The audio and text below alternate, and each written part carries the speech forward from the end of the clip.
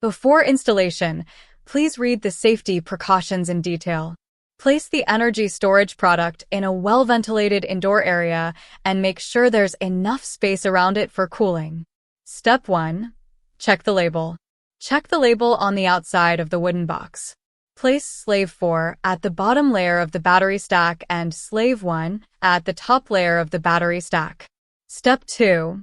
Unboxing. Use tools to unbox the wooden box and carton.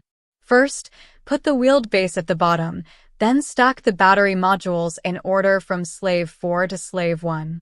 Place the inverter on the top layer. Step 3. Preparation. Make sure all harnesses are included and prepare the necessary installation tools. Step 4. Unlock screws and back cover. Unlock the screws and back cover and set them aside. Step 5. Connect positive and negative terminals. Connect the red cables from the inverter's positive terminal to the battery's positive terminals. There are different length cables, so make sure to follow the order shown in the video. Tighten these cables with the screws removed earlier.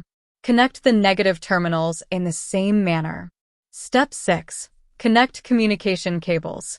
Connect the communication cable from the inverter's BMS port to the battery's CN port. Connect the communication cables between the battery modules at the RS485 port 2. Follow the order shown in the video. Step 7. Connect to main grid and PV system. High-voltage electricity is dangerous. You need a qualified professional to handle the wiring.